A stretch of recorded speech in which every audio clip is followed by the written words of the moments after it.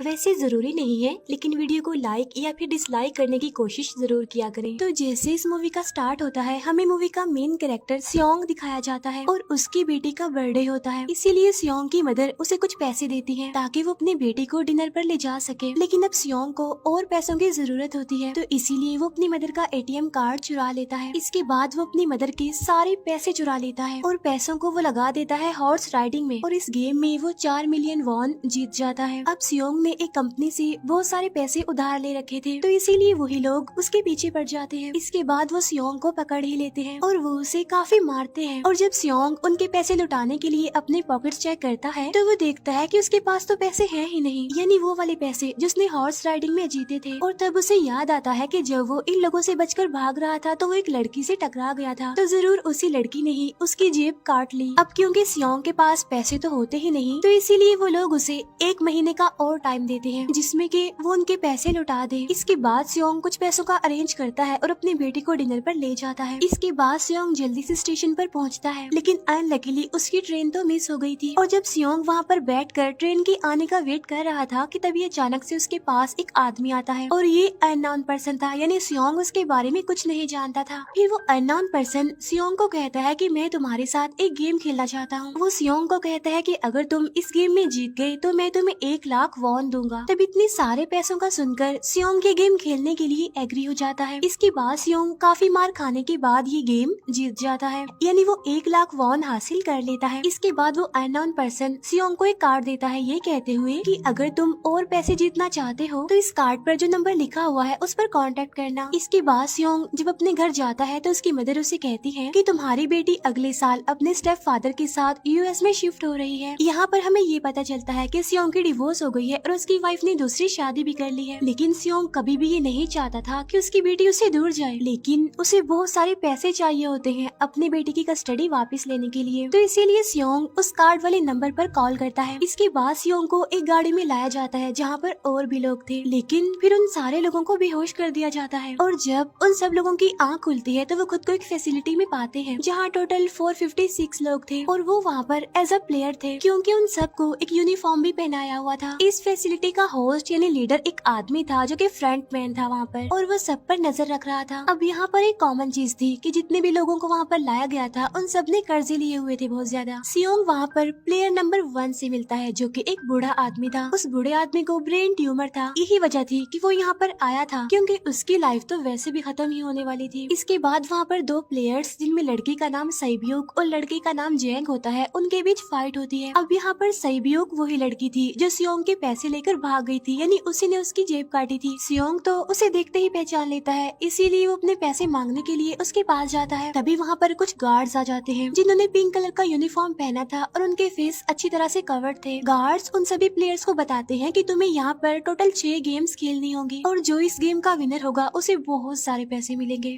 इसके बाद उन सबसे एक कॉन्ट्रैक्ट पर साइन करवाया जाता है और इस कॉन्ट्रैक्ट के 3 मेन रूल्स थे। पहला रूल ये कि कोई भी प्लेयर अपनी मर्जी से गेम को छोड़कर नहीं जा सकता। दूसरा रूल ये होता है कि जो भी प्लेयर खेलने से मना करेगा तो उस प्लेयर को एलिमिनेट कर दिया जाएगा, और उनके मुताबिक एलिमिनेट का मतलब क्या था ये तो हम आगे ही जानेंगे। गेम का तीसरा रूल ये था कि अगर मेजोरिटी इस गेम को खेलना नहीं चाहती तो वो इस गेम को छोड़कर जा सकते हैं। इसके बाद उन सबको गेम के लिए ले जाया जाता है। अब यहाँ पर सियोंग अपने क्लासमेट सेंगवू से भी मिलता है जो कि उसे बचपन से जानता था। सियोंग उसे वहाँ पर देखकर काफी हैरान होता है क्योंकि वो तो किसी बिजनेस के लिए आउट ऑफ कंट्री चला गया था। अब पहले गेम के लिए वहाँ पर एक काफी बड़ी डॉल थी और इस गेम का रूल काफी सिंपल था, और वो ये था कि डॉल जब भी गाना गाएगी उन सबको आगे बढ़ना है, और जैसे ही वो गाना गाना बंद करेगी तो उन सबको रुक जाना है और मूव नहीं करना है, और अगर कोई हिल गया तो उसे एलिमिनेट कर दिया जाएगा। अब स्टार्टिंग में तो ये सब कुछ उन्हें किसी प्रैंक की तरह लग रहा था, लेकिन जब एक लड़का हिल जाता है तो उसे शूट करके मार दिया जाता है, और यही होता है एलिमिनेट का मतलब, यानी उन्हें मार दिया जाएगा। अब ये देखकर वो सारे लोग काफी घबरा जाते हैं और उन्हें पता चल चुका था कि वो खतरे में है, इसीलिए लोग डरते हुए पैनिक करते हुए इधर उधर भागने लगते हैं।